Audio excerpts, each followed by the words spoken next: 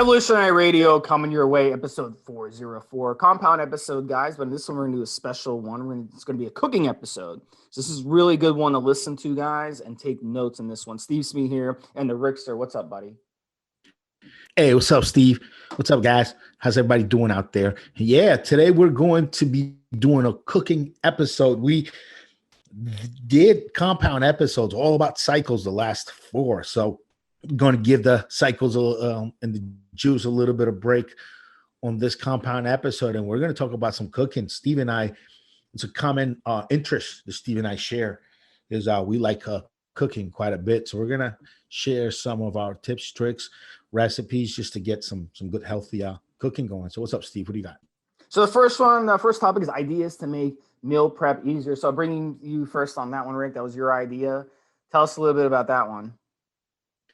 Well, one of the things most of us need to do in order to have good, healthy meals throughout the week is prep some of it ahead of time.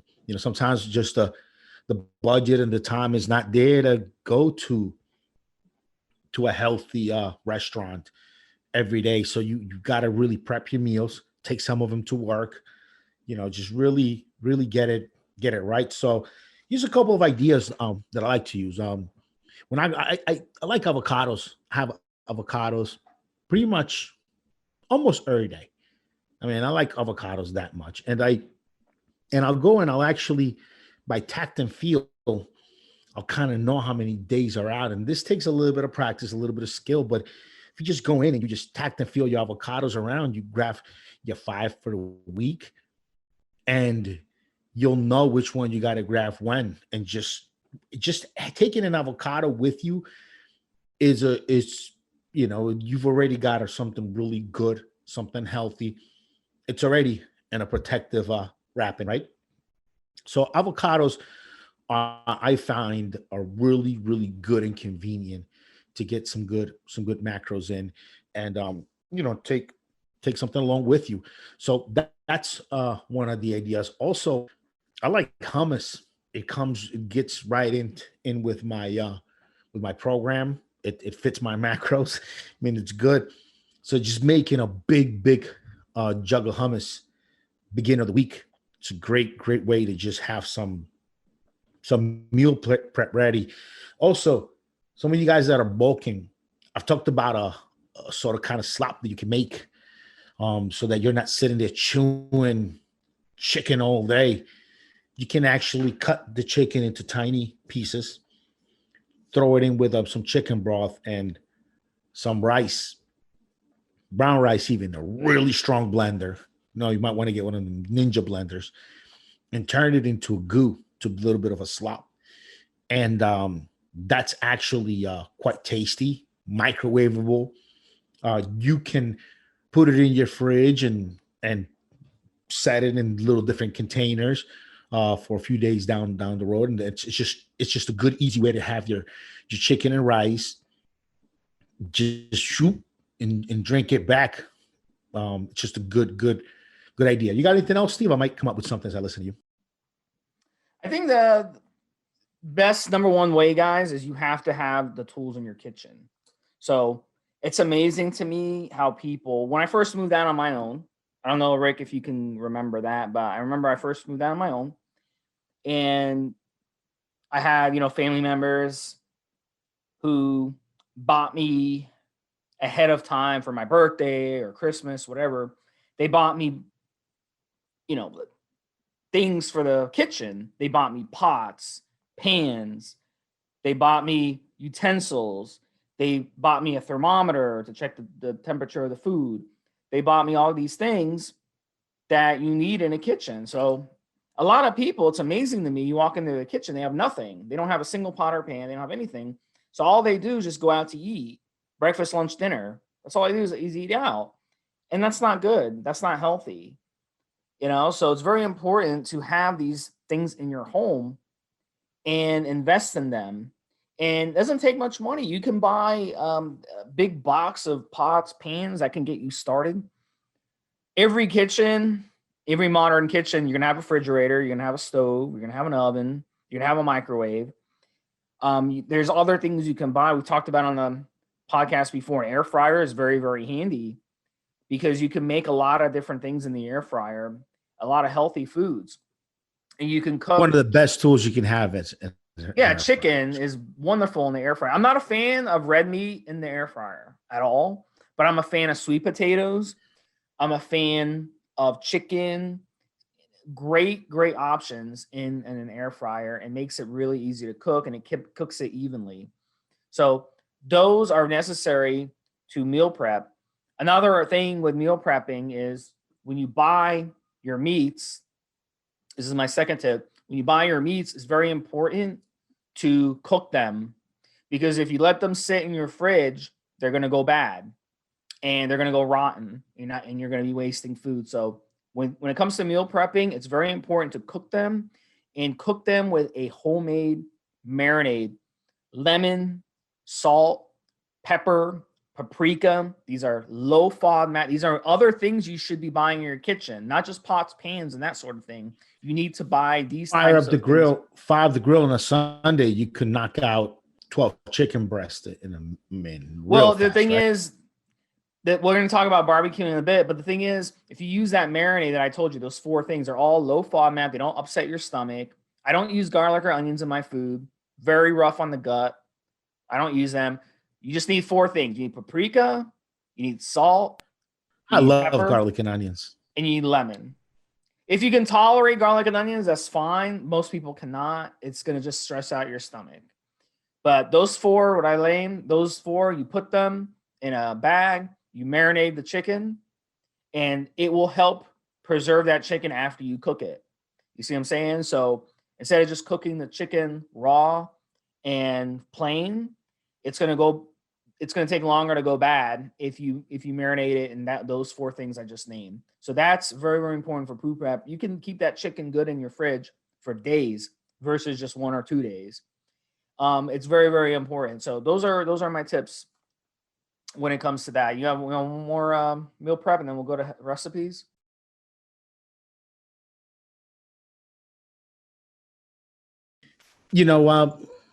So I have a little 4 herb mixture that I use, and I mix it in different parts depending on what I'm actually cooking. So it's basically a little bit of achiote. This I only put a little bit of ground achiote, curcumin, paprika, and curry. Is what it's called, curry. So you put those 4 together. Talk about spices, just small amounts. They combine really well together on chicken, or like if you do a dry rub on ribs and toss them right into that air fryer. Man, is that a really, really good combination. Your stomach's got to be able to take it. Mine can take it. I'm do fine with it.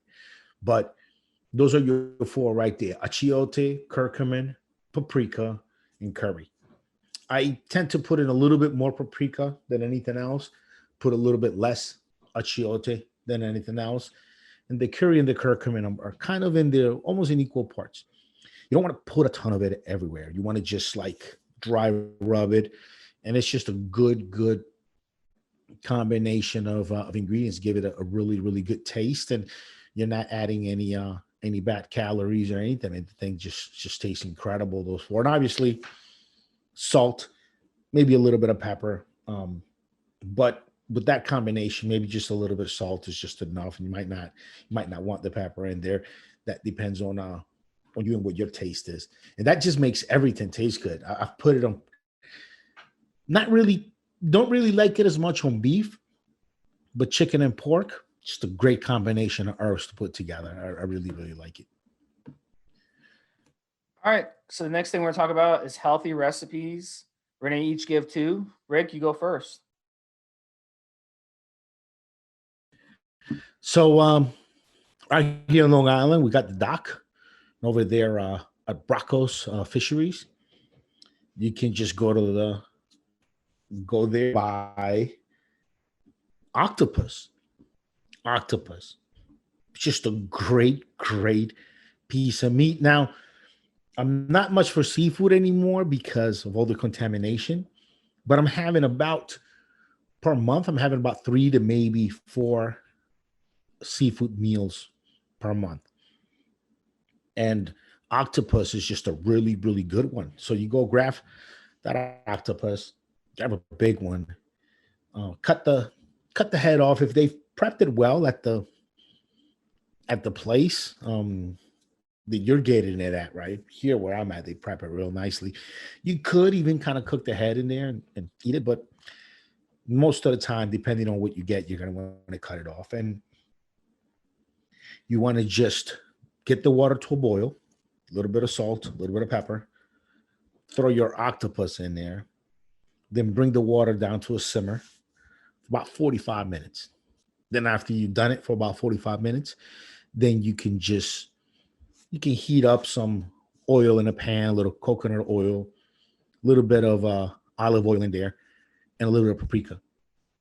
The coconut oil won't let the olive oil burn out, and paprika give it a nice red taste. Matter of fact, pulpo a la gallega, which is a dish in Spain, which is octopus with paprika and olive oil in it. So it's already paprika's already an approved ingredient for octopus. It's really good with it. And then you just get that oil going, frying, and then once you're taking the octopus out and you've let it kind of dry a little bit,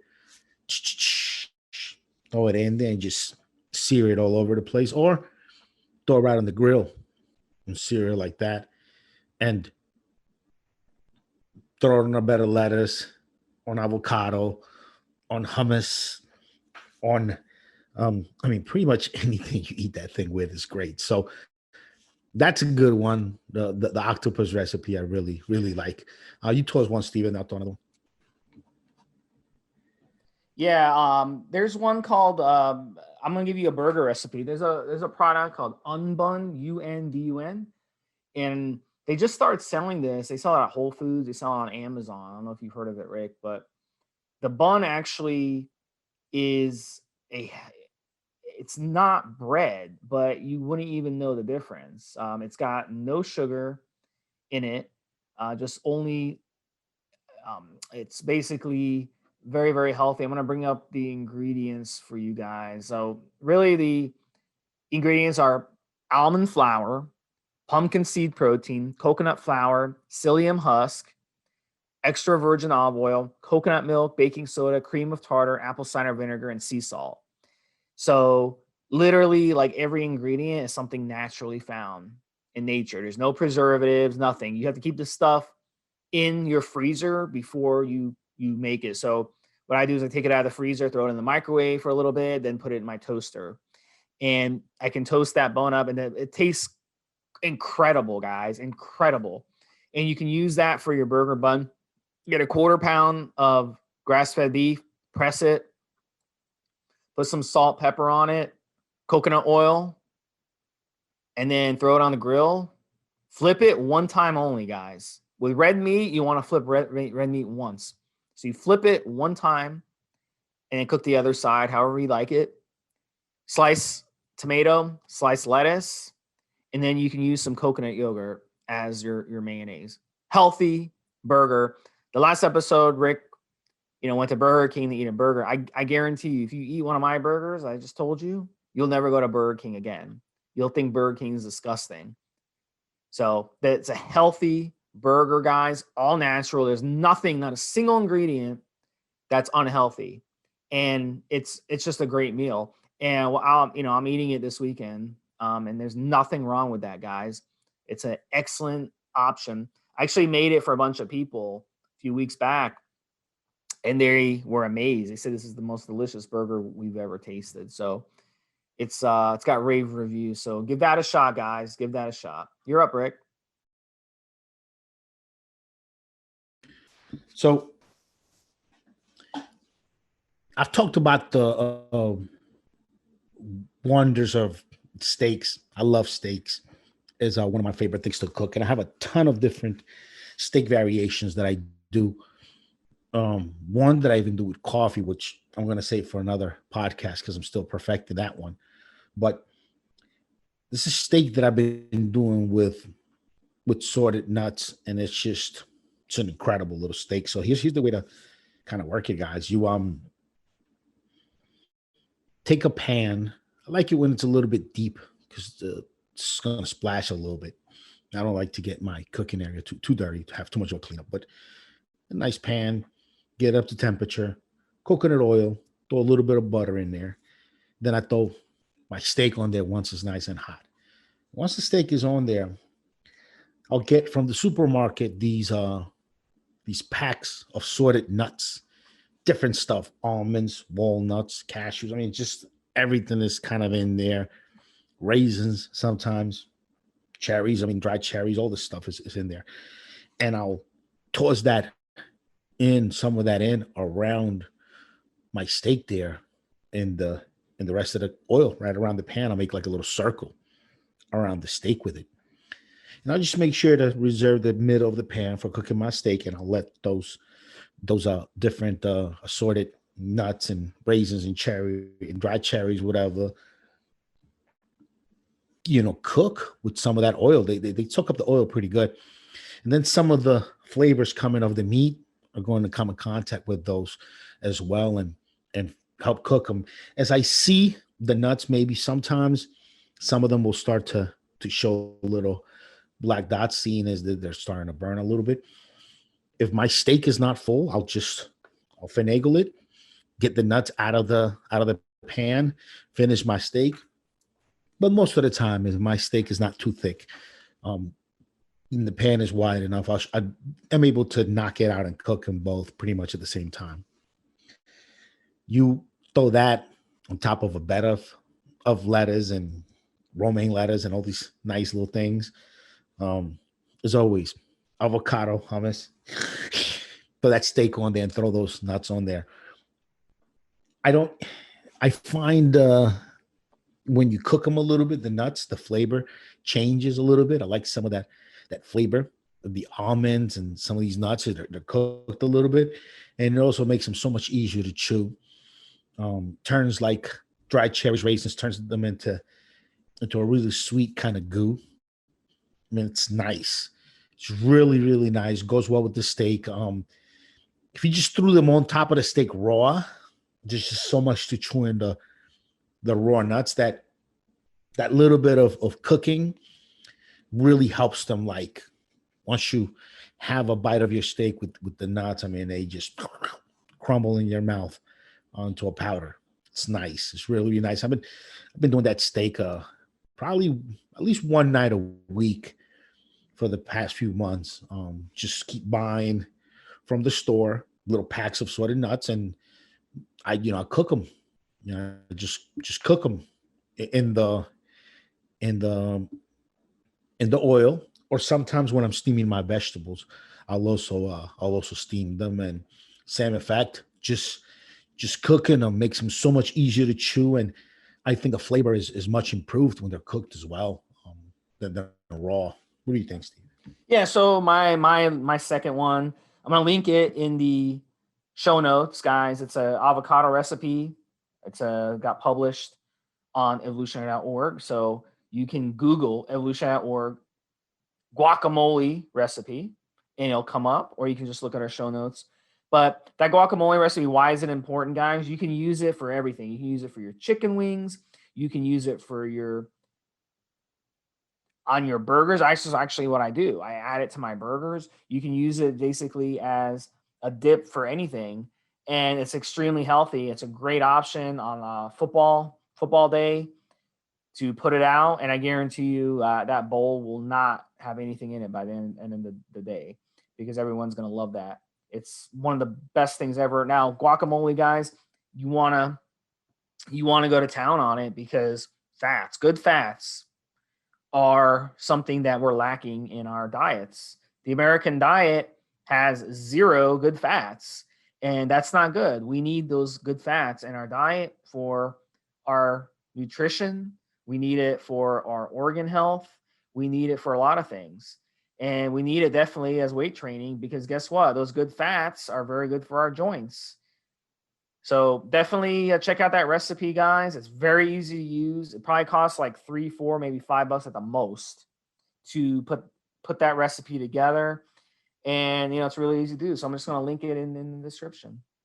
So next one we're talking about is cooking tips and tricks. We kind of had some, but why don't you give one, Rick, and I'll give one that we haven't mentioned yet. Do you have a pressure cooker at home, Steve? No. No pressure cooker at home? Get a pressure cooker and fucks with it. It's something that me growing up, South America, and coming here as an immigrant, we always had a pressure cooker. Matter of fact, there's 3 pressure cookers in my house right now that I'm in right now. Just get it and fucks with it. I'll give you some ideas on what to do. You like beans, Steve? Do you have any kind of beans? Absolutely not. Absolutely. You don't like beans? Why? Horrible for the gut. No, absolutely. Really? Well, if you can tolerate them, then it's fine. Yeah. But for most people, you're not going to be able to tolerate them. You can go to a supermarket, get oxtails, throw them in there with flavorings, beans, red beans. You buy them in the pack, the Goya pack, they're dry. Leave them in water overnight. Next day, throw them in the pressure cooker. If you got some Spanish supermarkets around your area, horrible brand, bro. Did you ever read what's in the can of those? It's all Goya? Preservatives. Goya? Get a good brand. Don't use a shitty corporate. Well, brand, I'm giving you an example, but if you can you could order online organic dried red beans. Just order them shits. You know what I mean? Yeah, go to the health food store and get this stuff. Anything out of a can, make sure you get it from a health food store. Always. Oh no. These are dried. These are not in a can. These are dried in a bag. I'm not talking about. Oh, I know what you're talking about. Yeah, I gotcha. Okay. No. You don't throw canned beans in a pressure cooker, buddy. No. Talk about the dry beans that are dry in the bag. You throw them in water overnight. Throw them in the pressure cooker. One good thing to throw in there with it is if you can get like smoked pork necks or something cool like that. Smoked, they'll have it at a lot of these supermarkets. Just the smoked parts already. You throw that in the pressure cooker with your beans. Man, because the pressure cooker is going to pull some of that smoke flavoring out of the meat and combine with your beans and make something decent. And beans with a little bit of pork. It's a nice meal, as long as you're not drinking sugar waters and having a ton of white rice with it and other carbs. I mean, it's a nice meal to have. So pressure cooker, fucks with it. There's a lot of YouTube stuff on pressure cookers. So I mean, I'm big into pressure cookers. Crack pots, haven't been using my crack pot a lot, but I like pressure cookers and crack pots for anything that's got bones in it. Like those oxtails I was just telling you guys about. You can definitely get a lot of like flavoring, a lot of good flavors, a lot of good stuff out of those bones. Especially you hit them with the cleaver right in the middle before you throw them in the pressure cooker. Those oxtails, you split them right down of the tails, you throw them in.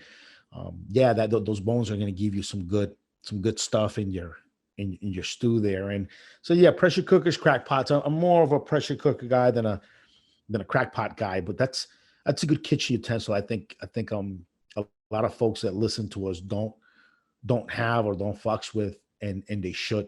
It's very good, very convenient. It kind of sort of lets you know when the food is about ready to be done because of the sound it makes. It's a good item, pressure cookers, guys. Don't ever. This reminds me of something. I'm going to talk about it now. Don't ever buy bone broth out of a can or out of a box or whatever, guys. You have to make it at home. So bone broth, a lot of people have not heard of it. I talked about it on the forums, and guys are like, what the hell is bone broth? So bone broth, basically the collagen, if you look at a bone, a thick bone, inside that bone, there's bone marrow, there's collagen, there's all that nutrition. And those are another things that we don't get in our diet, because what do people eat, Rick? From the animal, just the muscle. They don't eat just the fat. Muscle. That's it. They don't eat the organs. They don't eat the bone I eat the liver. I eat the tongue. I eat nothing. Everything. They eat nothing. But Spanish, you go to Spanish or ethnic supermarkets. You'll get the tongue. You'll get the heart. You get everything. But that's not nobody's fault because a lot of that stuff just isn't marketed. Everyone wants to go buy like a filet Hey, mignon and a Steve, I don't know sirloin. if I ever asked you this on the podcast, and if I did, I don't remember your answer right now. What's your feeling on livers? Well, I mean, that's see the thing is, it's hard to find good quality liver. Just make sure it's you cook it well. But yeah, the organs of the But animal so are I heard guys say, "Oh, it's the filter of the animal." Other no, guys no. will say, There's "Oh, no. I mean, and the all the organs. See, the thing with the organs, they're a huge percentage of the organs are water. I like chicken. I like chicken. Chicken livers. I To cook be with chicken honest with livers a you, lot. as I like. human beings, we're supposed to eat the organs of the animal. We're not even Yeah, supposed to eat the muscle. So yeah. that's to be honest with you. So if you're one of those carnivore diet people and you eat meat and you make fun of vegans and make fun of vegetarians, and you just eat the muscly part of the animal, then you're I don't know what to tell Get you. I'm not get a gonna. cow tongue. That's a cool. That's Well, I mean, that's a good piece of it's just meat. funny to me Cow how tongue. people make fun of other people for their food choices, but then themselves are foolish. So I mean, you can't make fun of other people when you're not even eating a carnivore diet correctly. You cannot eat a carnivore diet with just the muscle part of the animal. You will just basically have not be able to. You won't be getting any type of water in your diet or Chicken fiber or livers is anything. like the poor. Is like chicken livers is like the poor man foie gras. So The here's poor the man's main. foie gras. Chicken livers are good, real good eating. So let me go back to the bone broth thing, guys. Now, bone broth very important. Why do we talk about bone broth? Why do I talk about bone broth? Because as weightlifters, we break down our soft tissues, we get injuries, all this stuff. So if you can get some of that collagen in your diet, it makes a world of difference. So the way you would do it, Rick mentioned the crock pot, very easy to do. You get a crock pot, you get some plain chicken or vegetable broth, but it's got to be plain because if you buy a broth from the store in a box, it's going to have all these preservatives, all this crap in it, so you're defeating the purpose. So make sure it's a good quality broth, very little ingredients, and that's what you want. So I use chicken broth, plain chicken broth, nothing else added to it, and that's what I use. It's very hard to find vegetable broth without additions to it. I'm sure it's out there, but it's very hard. But then what you do is you get the bones.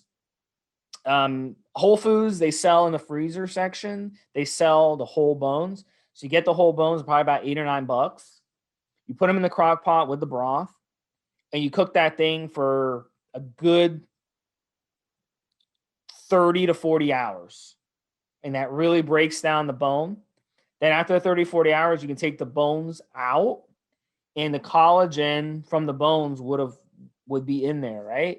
And then you can add potatoes, spinach, pieces of chicken. You can add whatever you want to it, or you just leave it alone and just drink the broth. So, but that's the most nutritious part of the animal that you could be putting in your body aside from the organs. So if you guys don't want to eat organ meat's hard to find, by the way. It's hard to find good quality organ meat. Okay, you live in New York, Rick. It's a different world where you live because you have a lot of different ethnicities and stuff. But in Middle America, you're not going to find organ meat by going to the grocery store. It's just not there. Okay, and if it was there, I still wouldn't tell you to get it because it's going to be crap. It's going to be crap. The way they raise the animals crap. What they fed the animals crap. So you're defeating the purpose anyway. But anywhere you live, you can literally get a bone and do the crock pot. So that's what you guys need to do. Everyone listen to this, you need to do that at least once or twice a month. If you're not, then you're making a huge mistake and your joints and your tendons and your ligaments are going to pay the price. So that will make a huge difference. You'll notice it. You'll notice it too right away. All right, guys. So next one If we're you talking if about, you but if you take something like a Cornish hen and you put that in a pressure cooker long enough, you're going to be able to eat most of that thing because those bones are going to melt in your mouth too. Some won't.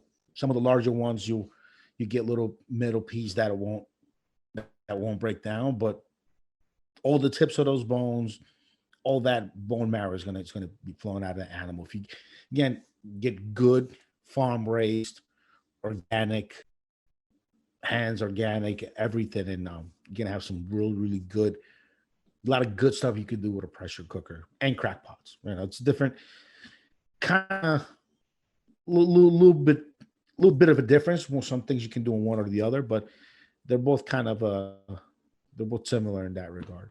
Yeah, good stuff. So barbecue. Let me give my thought on barbecue. I'll let Rick come in. So let's say you're making a steak on the barbecue. Okay, filet mignon, whatever. One of the tricks for barbecuing red meat is you have to leave it sitting at room temperature for a period of time. If you had that red meat in the refrigerator or you just got it from the grocery store, it's going to be cold. That means the internal temperature of that meat is going to be cold. So if you cook it on the barbecue, you'll notice this. The outside will burn and the inside will not be cooked. And it's got to be frustrating the crap out of you, right? Well, the reason that's happening is you're not letting the insides warm up first. So if you just get it from the grocery store, it's in the fridge, you have to leave it on your counter for a period of time until the internal temperature gets to room temperature before you throw it on the grill. This way it'll be evenly cooked. So if you're making something like a filet mignon or a thick steak, you don't stand a chance at cooking that thing correctly. You're going to burn the outside of it and not be able to cook the inside. If you put it on the grill and the inside is still bone, like 45 degrees, 40 degrees, it's not going to work. So that's one of the number one tips, when it comes to cooking, filet mignon red meat. And it's a I just got done telling you guys the muscle part of the animal, right? Well, here's the thing, filet mignon, that's a treat. I'll have that once a year for celebrating something, but it's expensive and it's a treat. It's not something, it's not the best healthy part of the animal or whatnot. So don't be like, oh, Stevie just said not to eat the muscle part of the animal. Well, it's like I said, it should be a treat. It's not something you eat, once a week or every day, like some people do. So that's a must. And that will save you a lot of headaches, guys, especially if you have a group of people coming over and you're cooking steaks. And people are going to get frustrated because they're going to be like, oh, I want my steak medium. And then you're going to cook it and you're going to give it to them. And the outside is like burned and the inside is like raw. And they're going to get pissed. So you have to make sure you cook your steaks evenly. And as I said before with the burgers, flip them one time. Very important to flip them just once. Do not flip them until they're ready to be flipped. Don't flip them like 6 times. That's not correct. So you want to make sure you just flip it once.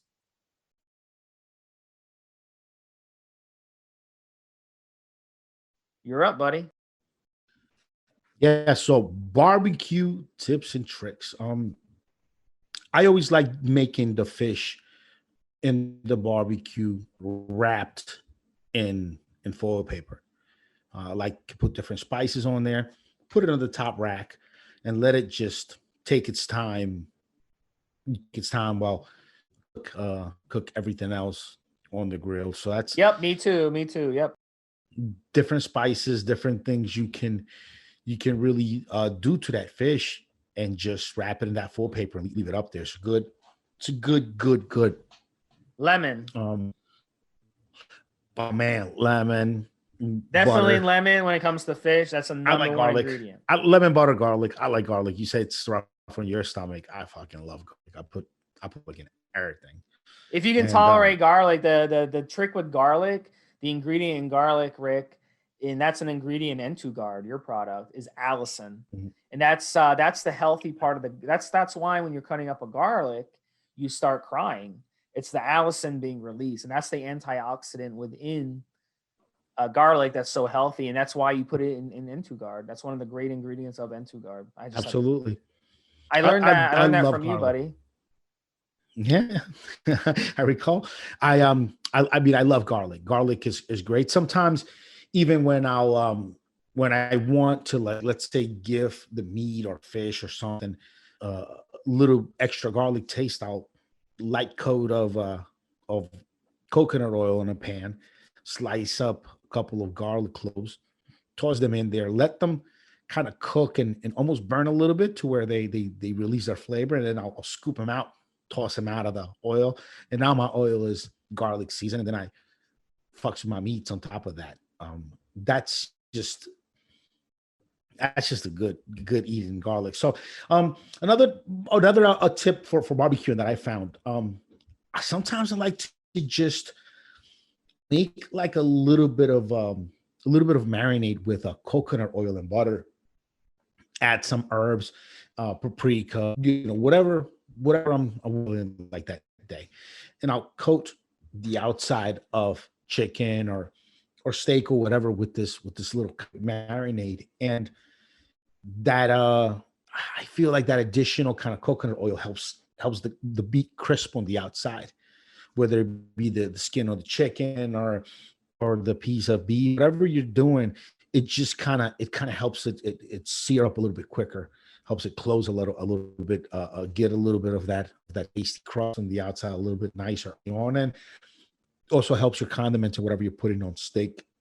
So that always of coating the outside with a little bit of oil, coconut oil has always been something I like doing that for the air fryer too, especially for the air fryer because the air fryer will dry stuff up. So if you add a coating of coconut oil, butter with coconut oil outside of your chicken or your steak, whatever it is, your piece of fish, even whatever you're cooking in your air fryer, then it'll make it crisp a lot faster. You do that with potatoes, with just different anything you do, just a little bit of coating will make it crisp way better. Uh, what other barbecue trips you got tricks you got, Steve? I'm thinking of more as we're going on here. Well, if you're gonna cook chicken on the barbecue, guys, I know this because I had food poisoning years ago. You want to make sure you get a temperature, good quality temperature thing. Don't buy a temperature thing from Bed Bath and Beyond. I talked about earlier. I gave Rick shit about corporate, things out of cans from corporations. Don't buy cheap shit when it comes to something like this that's that important. An inaccurate thermometer can literally screw up your entire barbecue. So when you're cooking chicken, you want to make sure with poultry, you want to make sure you get it to 165 degrees internally. It's got to be cooked 165 degrees, guys. Otherwise, you open yourself up to possible food poisoning. And when it comes to barbecuing, also, guys, the slower you cook it, the better tasting it's going to be. That's just science. If you cook it quickly, it's going to burn. You don't want to ever char meat. If you char meat, it's going to be carcinogenic. So you want to make sure you cook the meat correctly. It's got to be cooked correctly. Very, very important. Another option too is vegetables on the grill. Squash. You can cook squash on the grill, zucchini, even broccoli you can cook on the grill. And those are really good. I know a lot of people, they won't eat vegetables, but they'll eat grilled vegetables because when you grill the vegetable, it gives it a little barbecue flavor. And a lot of people like that. So that's an option for you vegetable haters out there. Try barbecuing your vegetables, and you can lightly barbecue them at a low temperature, and you won't be destroying their nutrition. So that's a good option too. All right, Rick, you want to finish this off with your final thoughts? Cooking is about experimentation and research. If you can read, you can cook. If you can read and you can take time and use a scale and fuck with measurements, you can cook. It's real simple, and it's just trial and error. I like spices. YouTube is a wonderful way to learn how to cook stuff. Like if you anything you want to cook, guys, anything, you can go on YouTube and just put it in, and they'll show you how to cook it. Just make sure you use the quality ingredients, guys. No corporate owned bullshit. Try to use as much organic as possible because in those videos are not going to use that stuff usually. So you want to make sure that you're cooking quality, guys, and healthy, and you're cooking with coconut oil. Very, very important. That's the number one thing I want you guys to do is go buy unrefined, cold pressed coconut oil, a tub of it. It's going to cost you about 12, 13 bucks for a tub of it. It's going to last you a while. That's what you want to cook with, guys. That's what you want to cook with. It's extremely nutritious, full of MCTs, full of good fats, very, very healthy, good for your joints. Everything. Don't cook with crappy oil. When you grab, where I've been able to grab good, cheap tubs of coconut oil? Go to like Marshall's or TJ Maxx. They have a section where they have supplements and spices and stuff like that. You're always going to find, and you just gotta Google the brand, make sure that they're do a good search on them, make sure that There's no issues with them, and just grab it unrefined, just like Steve said, coconut oil, big tubs for only a few dollars. And if you take a look at the amount of calories, basically healthy calories in that big tub of coconut oil, and how much you're actually paying for it, so you get a good deal on those calories. If we're talking food here, guys, you're getting a good deal on some good healthy calories. One of the better buys in fitness nutrition, not in good nutrition, is coconut oil when it comes down to it. Because I mean, you can that big tub is only cost you a few dollars. It's got enough calories to keep you going for a long time. If you think of it way. So coconut oil is man, it's my number one. I fry eggs in it, scrambled eggs and coconut oil. I do everything with coconut oil, and I mean everything. And like butter for flavor, like also like olive oil, but olive oil got to mix it with coconut oil so it doesn't so the temperature doesn't burn it on you. It's just yeah, coconut oil. I mean, I'm sure most guys listening to this already have their tubs at home and are experimenting with it. All right, guys. Appreciate this episode 404. We'll have another episode coming next week. It's going to be a lot of fun. Talk to you again. Take care. Have a good one, Steve. Have a good one, guys.